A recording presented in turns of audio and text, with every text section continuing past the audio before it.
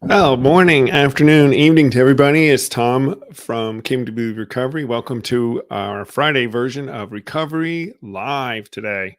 It's kind of a beautiful day here in New Jersey after some torrential rains that we had yesterday. We got so many great things to talk about today. I can't wait to get started with the show today. Very special guests coming on today. Um, Sean is taking a break. He'll be back with us here in the next month or so. So we'll be continuing with special guests and co hosts as we go on over these next few weeks and continuing on talking everything recovery. Hey, I'd like to welcome Casera on right now. We want to talk about some things and do some updates. Hi, Casera. How are you today? I'm good. How are you? I'm good. Oh, because Sarah and I are just having this terrible problem. And the terrible problem is that we have a filled up retreat and we're trying to figure out where to put people. It's like the best problem ever. Um, but for all of you out there that know we're going to really be active here in May, actually, May, Casera, may be the largest month Came to Believe has ever had in retreat attendance. I know that's exciting.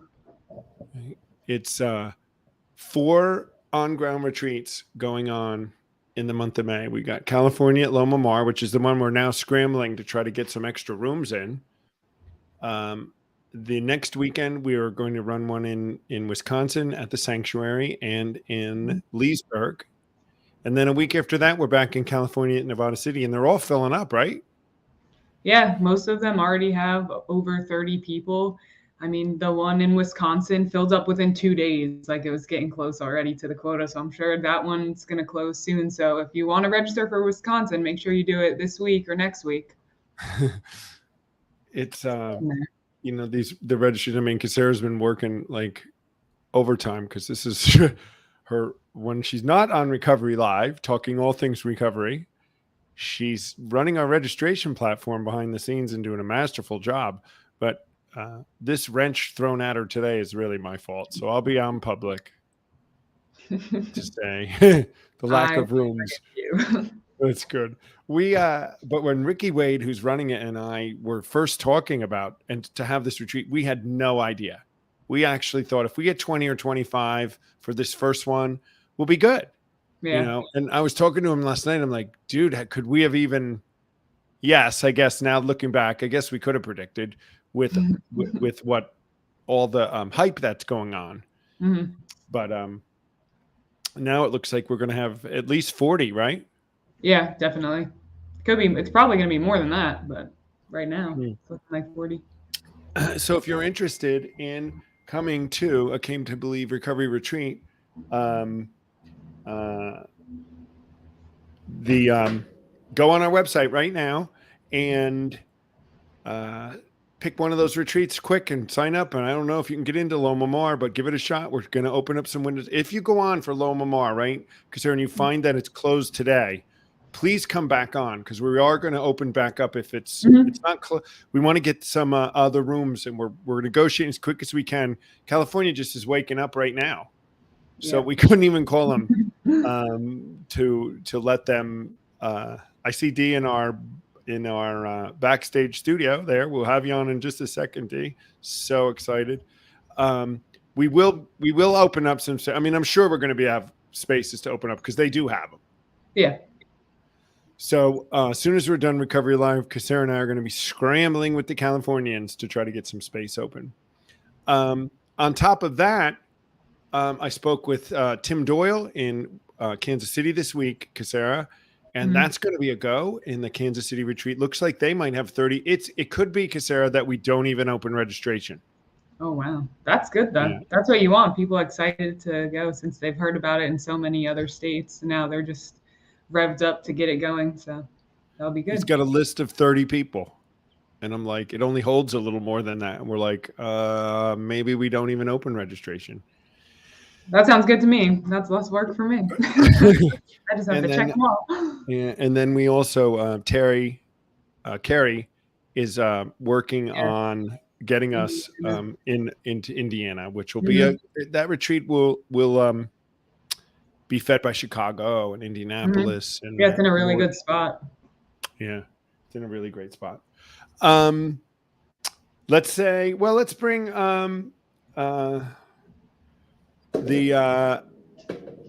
let's bring Dee on and bring her on from the UK. I want to tell her that fabulous idea that we're going to have now, Kasara. What is it going to be if Dee can do this on the 30th of the 29th, right, of April? Yes. So we're going to do hopefully a UK takeover on Recovery Live, and Dee can be your host if she's available, everyone. And she gets to bring on whoever she wants from the UK, and you might have to have your dictionary out and look up what certain words mean, because we say different things in the UK too. But we thought it'd be fun if switch it up and have Dee take over the show. On the 29th, is that? Mm-hmm. Yes. Okay. Well, you just throw it at me live, in front of like hundreds of people. Well, it can be any other thing. That's really cool. I mean, but I will remember that you threw this at me. And I've got my diary here. And yeah, that's all right. Yeah, okay, just let me know. That's fine. It wasn't so much, Dee. A little birdie had told me that you probably were available for that Friday. So you just didn't know we were going to have it be the UK takeover. But it's the one Friday in April that I won't be available. I'll be in an airplane going someplace. So we were like, let's do this. It was a great idea. And then you pick somebody to come on, whoever you want. Okay, so we've got Melissa who's on today. So I'm already like, Melissa, you better be there with me, seeing as I've been thrown into this. And we'll get more people on. Yeah, there's loads of people we can bring on. Our UK takeover is going to be pretty cool. Pretty cool.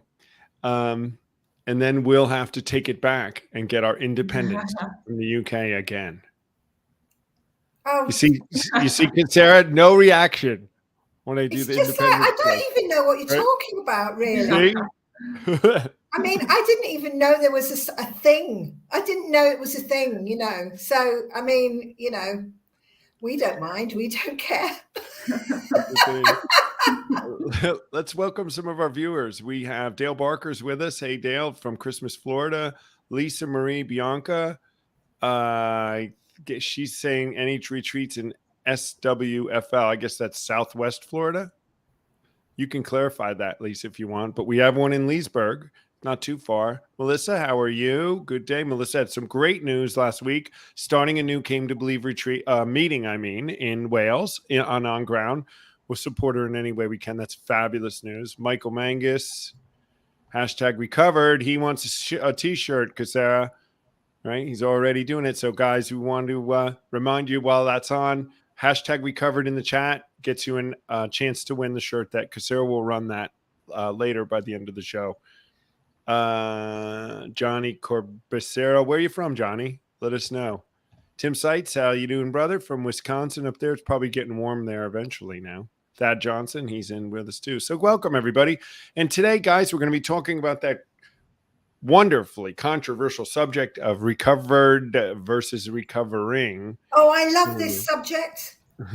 We're going to, and I mean, Dee and I have had multiple conversations in person and online with people about this. So this is going to be a great conversation.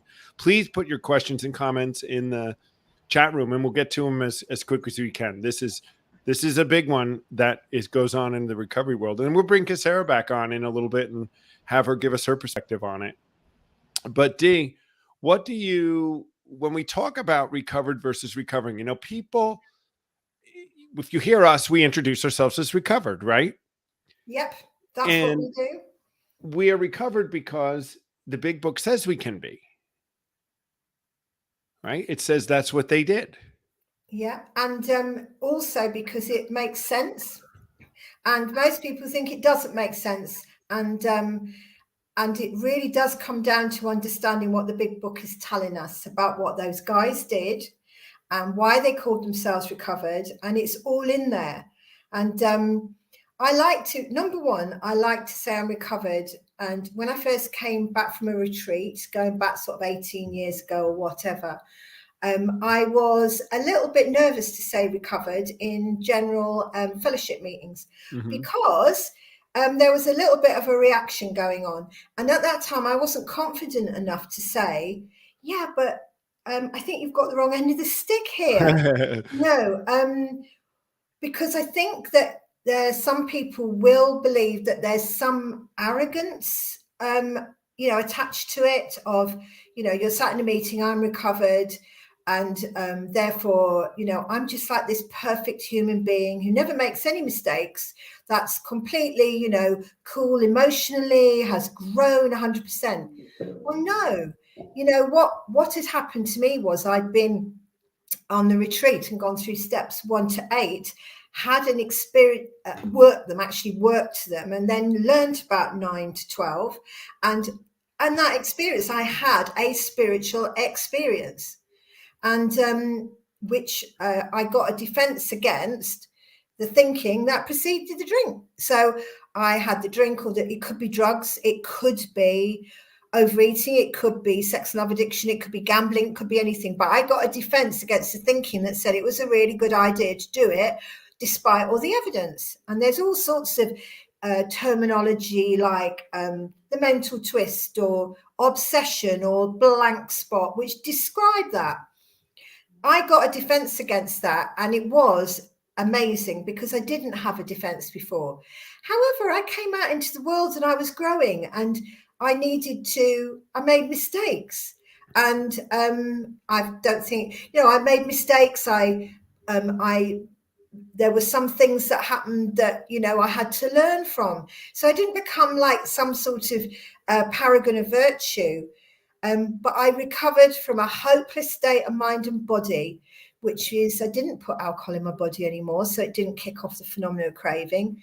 And I didn't have the thinking that said it was a good idea to drink. But I had some pain and a few things, stuff went on. And I had to be told by my sponsor a few things that I wasn't doing.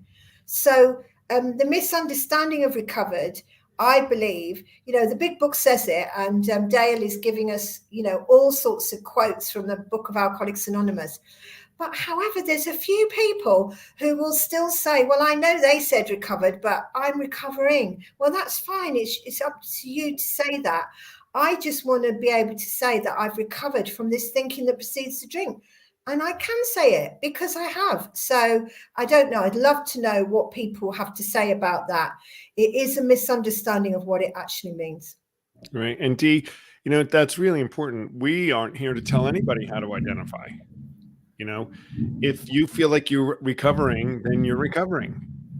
But recovered is a thing that you can be. And I'd love to talk about that too. Those ideas about being recovered versus recovering in my head too. I'm going to, I'll talk a little bit about, we can talk like you did about what the book says about it, but then what it means to me and what I was taught about recovered, and talk about like, how do we look at recovered in other things, like other medical conditions that we might get. We recover from things and then we're not subject to the symptoms that they had before.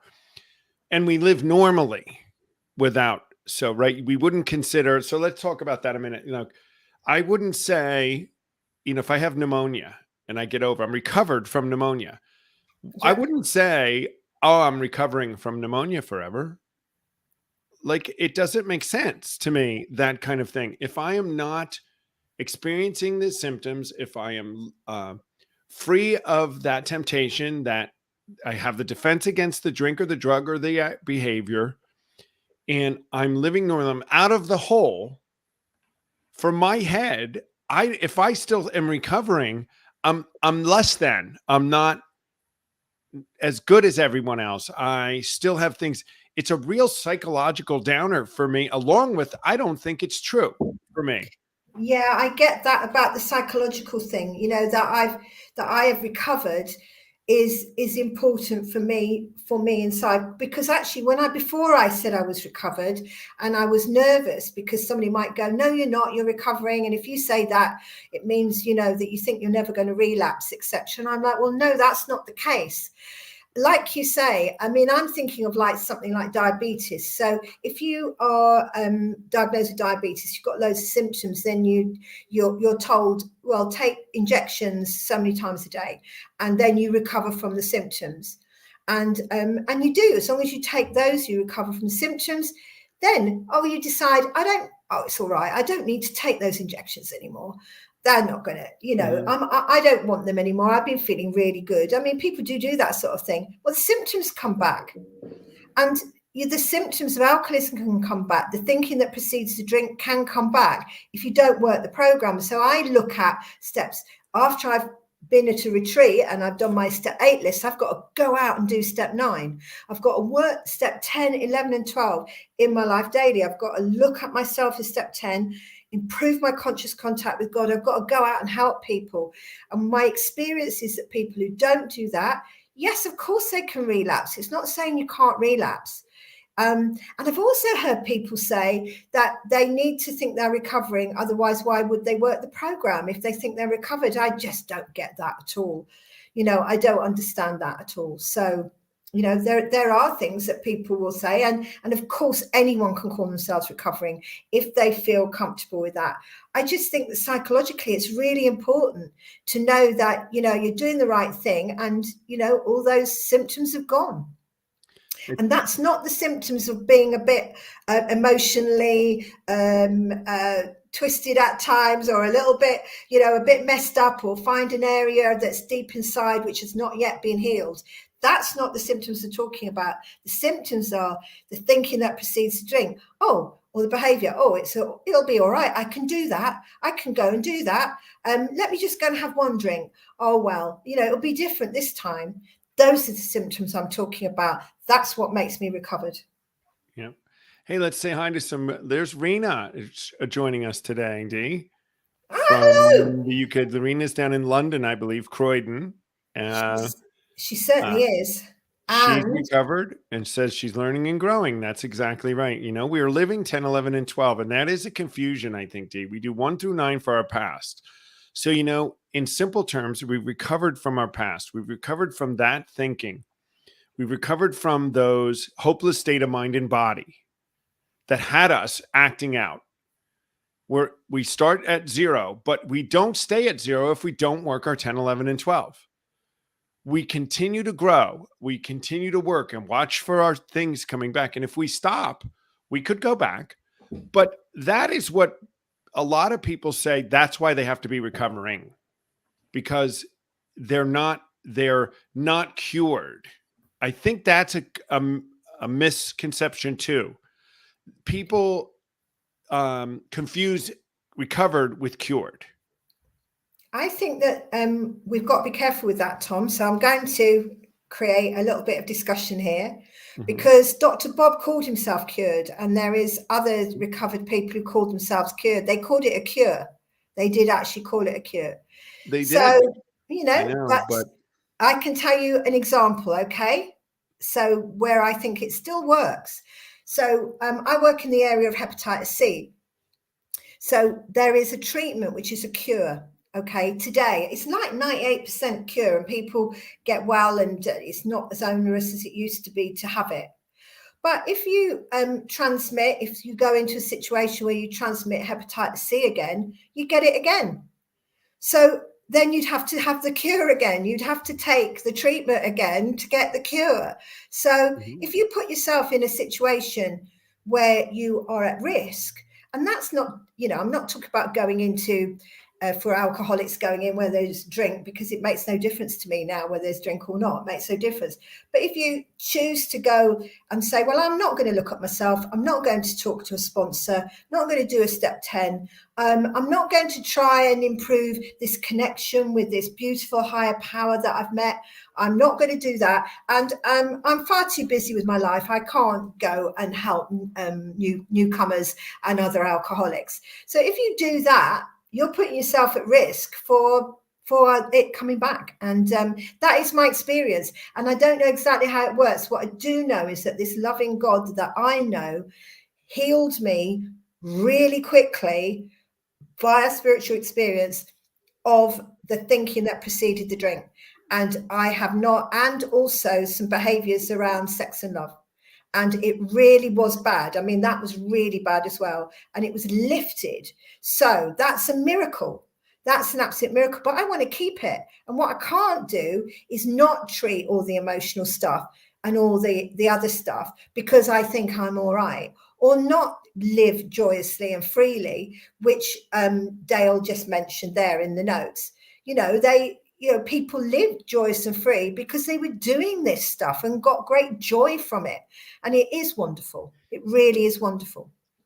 So that was a great, I'm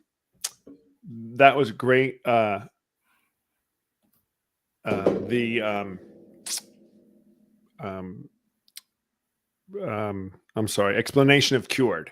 Because you're right, Dee, we're cured of things. It's just, I think the confusion is that cure means you could never get it again. And that's not true of many things, right? You're cured of pneumonia, but you could get it again, right? So you could call it record. I'm recovered or cured. But the point is that we live from a place of being, you wouldn't still act as though you still had pneumonia and stay in the house and not go to work and all, right? Once you're cured, it doesn't make sense. Absolutely. You go back and live your life, your whole mindset and everything around it is as though it's forgotten. It's not as though you're doing it, but you wouldn't go around somebody with it again. You know, you do the normal things that we would do to avoid getting pneumonia again. Absolutely. It totally makes sense. It absolutely does. And I don't, and again, it's not about not going into wet places or not going into situations that used to be a problem. Because if you've got a defense, you can go there and you're safe, you're safe and protected by the grace of God. And there's nothing, but the way we keep that, it seems as if, I don't know how this works, but the steps really align with the Sermon on the Mount.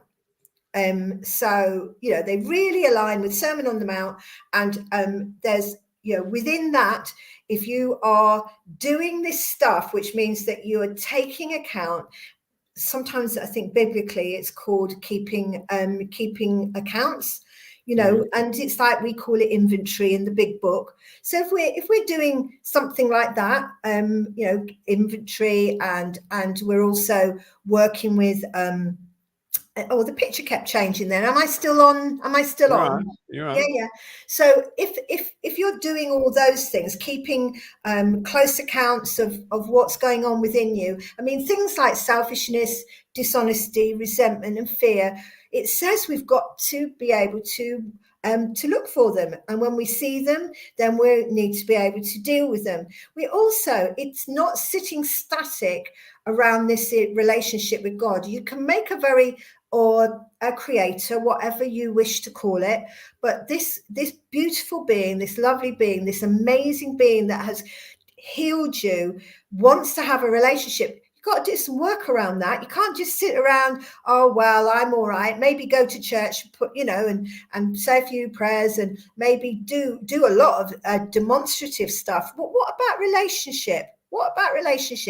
And then also getting out there, finding places where you can find people who need help, recovered people, and other people who need help as well, out there. So I just think, you can't expect to remain recovered if you don't do that stuff.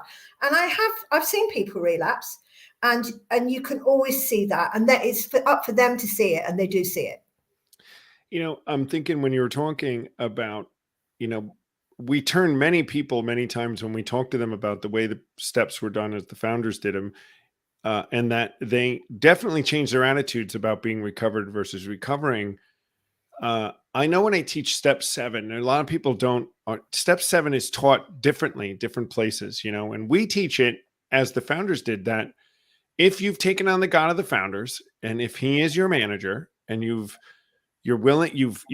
admitted everything in 4 and 5, and you're willing, when you ask him to remove that nature, which is that definition of your character, it is removed. And you are now not defined by that nature anymore. And when we talk to people about that and say, if he removed it and they're gone, how can you still be suffering from it? Now, can you make mistakes? Because as Alicia always says, just because you may procrastinate, it doesn't mean you're a procrastinator. as part of your nature. I may tell a fib, but it doesn't mean I have a dishonest nature. I haven't taken back the nature. And that's a subtle, not so subtle, major concept that we got to get a hold of. It's a spiritual concept. It's an emotional concept. It's part of this recovery. If you get that in your head that he removed them, I am not defined by that character anymore. How could you say you're recovering still? It becomes very clear, I think, to me that, all right, with that in mind, I guess I could be recovered and still, just as long as I don't rest on my laurels. I think the tongue, the speech is very powerful. It talks in the Bible, and it's like for people that may not be Christians, just to sort of say that it's got some pretty good stuff in there, even if you don't, it's worth having a look at. It talks about the tongue being a little rudder. And, like on a boat, a rudder steers you, like in different directions. And it can be very dangerous. It's a good book that we give out, we sell sometimes, or we give people access to at the retreat, called Hung by the Tongue. And it's got loads of stuff in there about being careful about what you say. And it includes, in all different faiths and belief systems, they will talk about gratitude and speaking gratitude rather than negativity over yourself. Because when you speak negativity, it's dark, And I don't want to say I'm an alcoholic, because I don't live like an alcoholic. I've just become 21 years. I'm a recovered woman. I live like a recovered woman. I make mistakes. I'm not perfect. I'm growing and seem to do a bit better most, as time goes on. It's pretty cool, as long as I keep in the center. But I don't want to speak I am an alcoholic over me, because, I don't feel like one. I'm not one. But you see, the other thing is the spiritual malady isn't even part of the illness of something like alcoholism, because you can have all sorts of messed up stuff going on and not be an alcoholic. What about people in our families or our friends that are all messed up? And they're doing the same bad behavior that we might do, even though we might sort of, maybe it looks a little bit, might be a bit blown up in the way that we act, because we've not grown emotionally, because we've been using alcohol or drugs or other stuff like that. But, the reality is it's not really got anything to do with the thing that we recover from.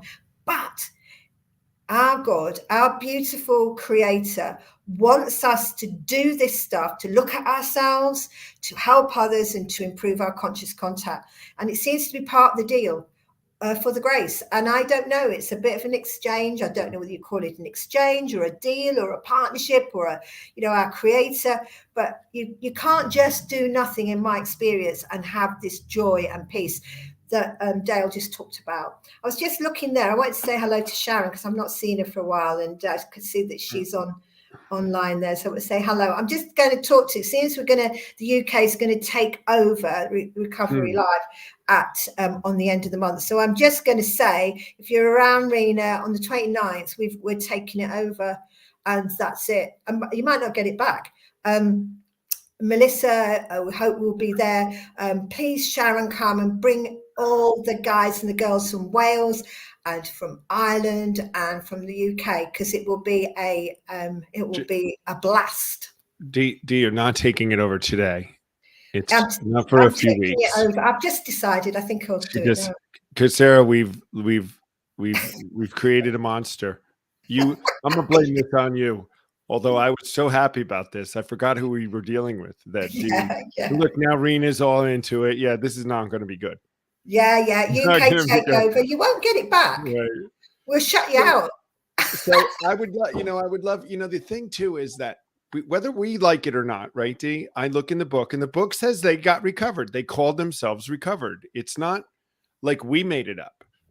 They said, if you do what we did and keep doing it, all these things you're talking about and I'm talking about, that doesn't say you walk away and never have to do anything again. And I guess some people think too that recovered would mean that you could drink again.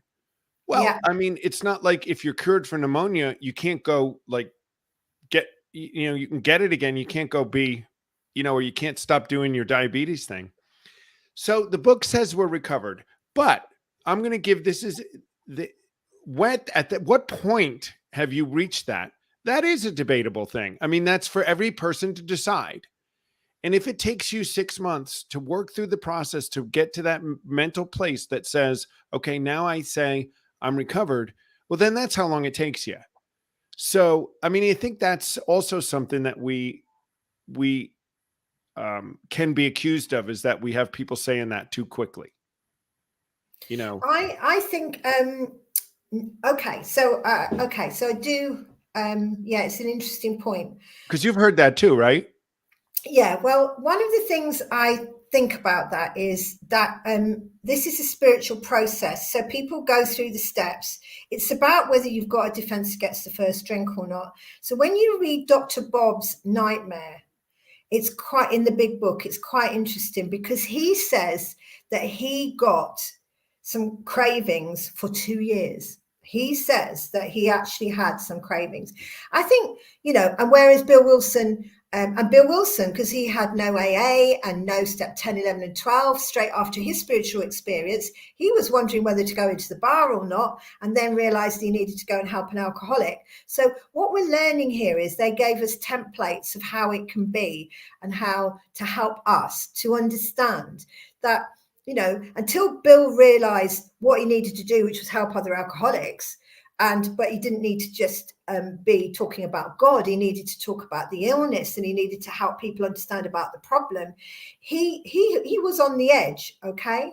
But then, you know, Dr. Bob had that, but he ended up with a really, really strong recovery, And if you read what he has to say, his wording's quite interesting, because he says that he did get the cravings over this 2 years. But what's the word craving mean? So craving for me is like for me, would be more like putting a drink in your body, like the phenomenon of craving, which if you don't put alcohol in, you're not going to get. So I think he's talking about the thinking in his mind.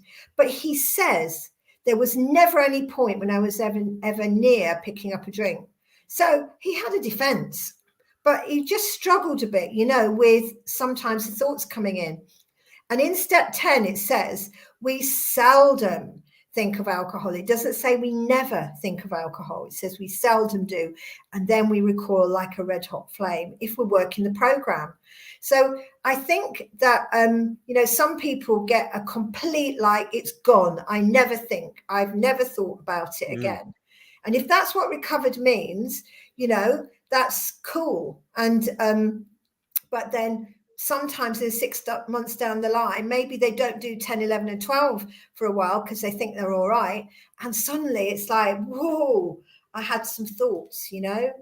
And that's what we should be looking at, the thinking that precedes the drink and our safety within the grace of God. And we can't do that without growing. So you can't just be cured and sit back and do nothing, which is what I think people think. Well, you know, if I'm cured, I'll sit back and do nothing. Right, no, right. You've got to work and work and work.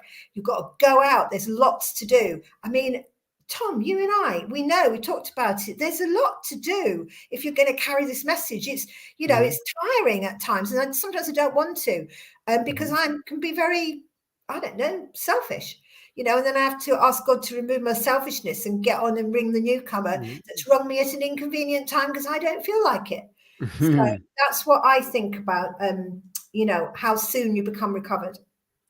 So you and I come from a certain perspective, Dee, because we're so ensconced in Came to Believe, and we're so studied at it, and we believe this deeply, that you can have this state of being recovered, and we cherish it because it's how we live in the go now. You know, I'd love for someone to come on. We'd love for someone to come on to tell us that you can never be, and give us the opposite side of why recovering is the state that we have to be in. We would, you know, I haven't seen anything so far in our feed that has talked about that.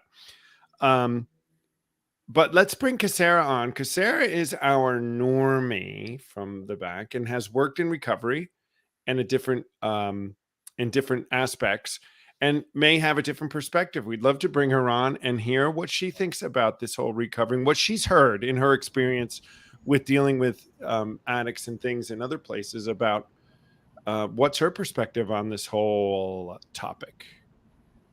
I don't think I have like a personal belief or perspective from my own view, but I've heard most people, I've only ever heard someone identify as recovered when coming to Came to Believe. A lot of my friends that are in recovery and people I met through work, they would say, I have been in recovery for 10 years, 5 years, 1 month, or I'm entering recovery.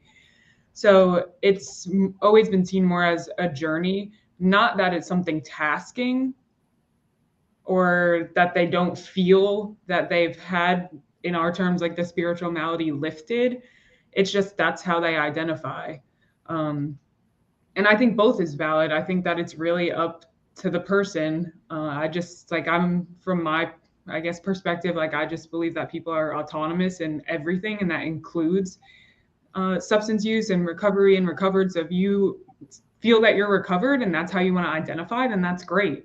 If you feel that you'd rather say, like, I've been in recovery this many years, or I'm still actively recovering, or I'm entering recovery, I think that's great as well. I think it really is up to you and how you feel about it. But I think that every option should be made available, because maybe some people have been told, like, you're going to be recovering forever, and that's not how they feel. And then that's going to make them feel bad. They're going to feel kind of put down and not understand. Whereas they can came to believe, and they're going to be like, no, you're recovered. You went through steps, you did this, you're living in the go, you're doing 10, 11, 12 every day, like you're recovered. And, that could be like a huge weight, which I've seen happen. And it would be a huge weight lifted off their shoulders. Whereas some people are really happy saying, like, I've been in recovery 10 years and, I'm always working on myself in a positive way. It has nothing to do with what was happening in active use, but it just has to do with life itself. I'm just constantly working on myself. So they just choose to say, I've been in recovery for 10, 30, 50, forever years and things. And I think Can I that's ask okay you too. a question, Sarah? So for you, as somebody that is, that doesn't suffer through an addiction as such, however, that spiritual malady that that everyone in the world has, the 12 steps are really helpful to that. And if you think about an Al-Anon person, a person who's recovered, because I'm a recovered Al-Anon as well, they can recover from that malady, the spiritual malady, the resentment, the fear, the selfishness, dishonesty, and everything. Do you think that there could be more people that might be attracted that aren't addicts, or are they just not beaten enough to do the stuff that we would suggest? No, I think there's a lot of people that would probably, like, if they knew more about this way of kind of going through the steps, that they would be interested, because I think it's just a different perspective on looking at yourself. Like, I've read, like self-help books, like things on reflection. I talk to my family members a lot about like reflecting back on things, taking a moment, really thinking about it. So I think this is just a different way to do it. And it opens up a different perspective. Like, I did a 4th step inventory.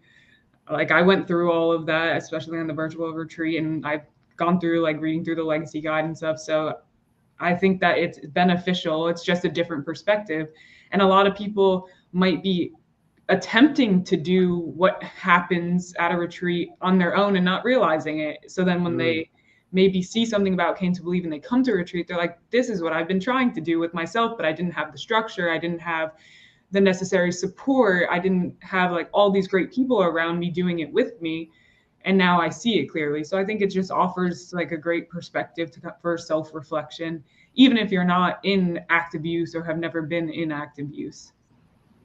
That's really, it's really helpful. The other thing, of course, that impacts this is the difference between, like the powerless real alcoholic or real drug addict or anything else. And they use the word real in the big book, I think, to just try and help describe what that is, as opposed to the heavy or the hard drinker, or drug user. And I have seen people who were addicted to a drug physically, and then they have that drug removed, and they are not, they're not powerless. They don't go back again. Mm-hmm.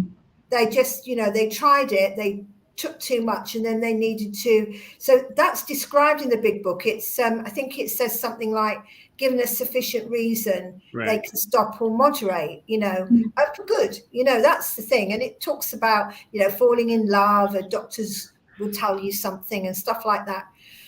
And I really think, I think that does have an impact on being willing, especially this 10, 11 and 12, and going out and making amends, that you are beaten and you've really, you don't have any other choice. And I think that, I think it's important for me, because I was a real alcoholic and could be one again should I not do the stuff, is that I need to say I'm recovered because I was so ill for so long.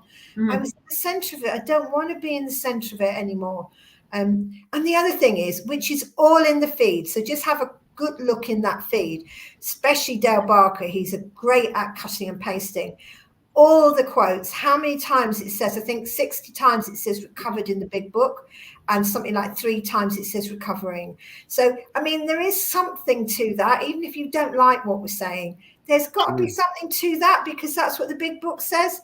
So anyway, I mean, I'm not, whatever, but whatever. Don't want to get into the argument with people, but it just makes sense to me. But anyway, there you go. Right there, and I'm with you, dear. Just there is something to it. If you do what they did, this is what they got. And whether we like it or not, or anybody else likes it or not, that is what they called themselves, and that's the position they found themselves in. When I read this promises, the 9-step promises, and that defines a life, that does not sound to me like a person struggling, recovering. Always seems to me struggling, not quite there. And the same thing in step 10, when it talks about, after that paragraph of the promises in step 10, it's hard for me to not identify as recovered when I see if my life is defined by those things. Again, that is the key, I think. If you're getting those things, and if you're not, maybe you are recovering. And again, like Sarah said, it's not for us to decide when you feel like identifying however it is you want to identify. Yeah, we are right. We have the right to. I'd like to. So Pam, hello Pam, my dear friend, has asked a question. She says she gets confused with the real alcoholic and heavy drinking. I think the big book actually calls it hard drinking, and so it is in that big book. What it describes, and it is in There Is a Solution, I think. Yeah, it's in There Is a Solution. I'm very bad at knowing the page, and I haven't got it right in front of me. But first of all, it talks about the moderate drinker, the person who can stop, or anytime they want, they can stop or moderate. And then it talks about a certain type of hard drinker. And it says that they may even need, basically like a detox. They may need medical treatment like a detox because they've become physically addicted, but it's not here. And they may, like, for example, they may cut years off their lives because they're like battering their liver and everything. And the heavy or hard drinker, in my experience, they're quite often, you see them in drug and alcohol services, that aren't real alcoholics. They need, they could do the 12-step program. We all could, all of us. But we're talking here about people who are going to die if they don't do it. And these people aren't. So they basically need to be, if they've got a problem in their life, if psychology will work with those people sometimes. So they can sit down and do psychology, and then they don't need to drink a lot again. Either they stop completely or they moderate. And it's just, they've got no, my father-in-law was like that. He was told by the doctor he would die if he kept drinking. And he was my big partner in drinking. And then he just spent the rest of his life having a whiskey on a Saturday night, one whiskey, and he never struggled with it. So he was a hard drinker. He liked drinking, whatever. The other thing that's mentioned in the big book about that is Carl Jung at the end of There Is a Solution, who says he tries all different prescribing and different ways to stop Roland Hazard from drinking. He uses psychology and he uses all these ways. And he says that works with some people, and he says but not with alcoholics of your type. So that's like the real alcoholic. There's a whole teaching around this. I hope that helps. That's an awesome teaching. So just a great discussion, and I know we want to keep this going. remember, guys, hashtag recovered for a chance to win the shirt. How I know there's a few on there, Casera probably, but we'll give a few more minutes for people to put that in. If any of this, guys, is sounding interesting to you, or it's something you've never heard before, and you've never heard it discussed this way, we'd love to see you at a retreat. Reach out to us, reach out to Dee. We can be reached through our website and through contact. We'd love to talk to you about it. We'd love to bring you to retreat and come and see how the founders did the program. And maybe Recovered is for you. And you live in happy, joyous, and free like we do right now. I love being recovered and hanging in there. Dee, it was great to have you on today. Dee's going to probably be joining us again on and off here over the next few weeks. I guess we'll have to see, Casera, if we can take it back after the 29th. Taking over on the from the UK. 29th. Well, Alicia Martinez and I will be in California, and those Californians are pretty tough. So I'm going to make a plan with her on that week to take it back from the UK, from California. We'll just take it back and get it back. And we may never let Casera have another idea ever again. No, we're kidding.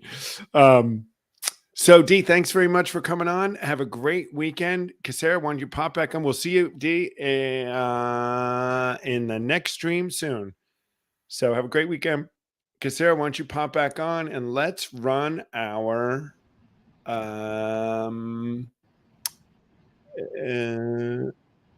what you call it? Our giveaway. Let me see.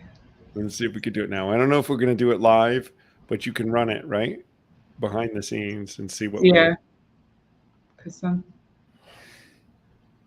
right. We're going to have to do it behind the scenes because I have a weird pop-up on my screen that won't go away. Okay. All right. Let's see what happens. Mm-hmm. Marlene Geenson. Marlene is in Ireland.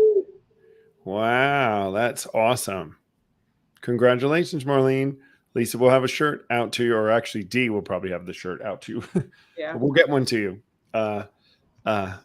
through our system. So that's great. If you guys wanted a shirt or a thing, we love giving that away every week.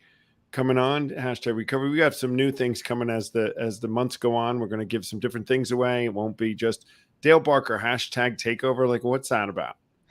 That'd be a good hashtag though. Hashtag takeover. I guess that's good too. Like hashtag we're taking over our life. Take back. Hashtag take back. Something like that. We like that. It's really great. Well, that's I wish we could get somebody on that would really, really argue the recovering thing for us, because we want to hear that. Just like we've entertained other conversations on recovery, because it's a big deal. You go places, Yeah. People think they have to stay. I feel like that's more other systems or people's beliefs pushing it on people to say, like, you're always going to be recovering no matter what you do, which I think saying, like, you're always going to be recovering is different than identifying saying, like, oh, I've been in recovery for 5 years. I think those two are even different in themselves because they're not necessarily saying that they are still recovering. They're just identifying, like, I entered recovery 5 years ago. Here I am. So maybe they might feel recovered. It's just not a term that they either use just because, or they just don't know it's a term that they can use. Right. And I wouldn't say, and I'm with Dee, it seems wrong for me to go into a meeting and say, hi, I'm Tom, I'm an alcoholic. Because I'm not. I'm a recovered. I mean, I'm not active at it. It would be just like if I was cured of pneumonia, I went in and say, Tom, I'm recovering from pneumonia. Well, I'm not always recovering from pneumonia. I mean, I do recover from it. I get that cure like we were talking about. So those are the things that just go along in my head. And I think you're right, because if someone says I've been in recovery for so long, that's a state of being that is totally different than saying you need to be recovering forever. There's a nuance to it, though. Mm-hmm. Even what do they say in Celebrate Recovery? I'm an alcoholic in long-term sobriety or something. Yeah, a lot of people I know say that, like, hi, I'm whatever, I'm in long-term recovery. Long-term recovery. And even that is I don't know what that means for somebody, and that might be something they need to. I've heard a lot, Casera, of people saying, and their reasoning, right, wrong, or indifferent, it's theirs, is that they feel scared to say they're recovered. It puts them in a place where they think if they don't feel like they're recovering, and many times you can talk to someone and they get when they find out what we really mean by recovered, they go, "Oh, I get that." Yeah, I think it's understandable just because of the stigma there is behind it, and also like maybe they feel safer saying like I'm recovering because that indicates it's like a constant journey. So if you do fall down and have a reoccurrence of symptoms or a relapse, like it's part of your recovering journey. If you say hard like I'm recovered and then you stumble, it might feel heavier because you're like, oh my God, I was supposed to be recovered. I was supposed to be like, I was supposed to be healed, done with this, like, and here I am. So now what do I do? So I feel like I could also see that kind of struggle. Not saying that's necessarily like true or factual, but there's stigma behind it that also I think kind of can creep into people's minds, where it's like fear to say recovered.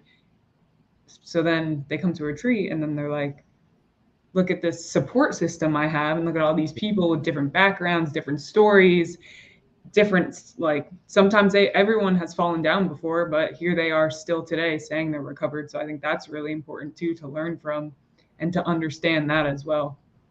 When I had before I did my relapse, I was traveling around with Grace Snyder and the gang and Steve Foreman and all these guys, and I could have had that attitude, Casera, which is, I was recovered and I fell. I mean, but what I came to terms with was, it wasn't because the program didn't work. It's because I wasn't working it. Like Dee said, if you're not doing your 10, 11, and 12, the book says it, everything says it, we teach it, everywhere teaches it. We have to keep doing that. But we got to grab somebody right away and let them not fall into shame and guilt when something happens, and say, let's look at what you did, and then let's just straighten it out and start over. It's all good. So I think we can overcome that, but it's totally something that is in the recovery community. And a reason why people say it is that to avoid that idea.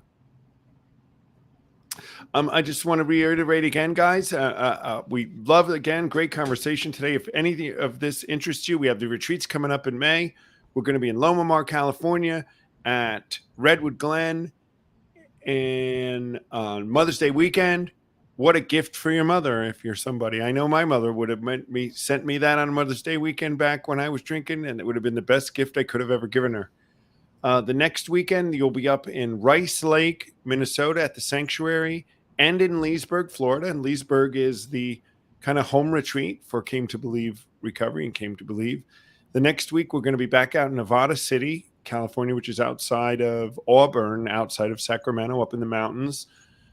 For another retreat. Then, Missouri, Indiana. We're probably going to be back at City Teams, Casera. We got a busy spring and summer. And then we'll be back on the ground in the UK with things coming up in the UK. Retreats coming, and right into the fall. So we are just rocking it when it comes to that. All things recovery. We'd love to hear from you, and we'd love to see you at one of the retreats. We're also going to do a virtual, I think, right, Casera, one of these days. We're putting it together to try to bring, so all of you that are waiting for that, we do know about it, and we know that you want it. We'll have it. So I think that's it for today. Next week, what are we talking about next week? Casera, you're the master of ceremonies with us here. Put me on the spot here. Oh my gosh, you put everybody on the spot next week. Honestly. Yeah. Well, now I'm looking, so. Yeah. We are talking about helping versus enabling. Oh, next week. The line between them. What is helping? What do people consider enabling? Because maybe some people consider certain actions enabling, but others consider it just helping. We're back to the harm reduction conversation a little bit with that debate about that. People do say that all harm reduction is enabling. And I think we've clearly shown how that is not true. But there's a line somewhere that's enabling. I know that it was with me. There's a line. So we'll be talking about it next week. We'll have some guests on. Alicia's going to be joining us next week. Dee may join us again next week to talk about put her on the spot again, although she's not on camera. She doesn't even get to answer for herself. She's in the back room. Come on and talk about that, enabling versus helping. So we want join us next week on Recovery Live. Everybody have a great weekend wherever you are in the West Coast, in Central USA, here on the East Coast, and everybody over there in the UK and Europe, everybody that's on it, have a great weekend. And we will see you guys here again on Recovery Live next Friday at noon. Have a great weekend, guys.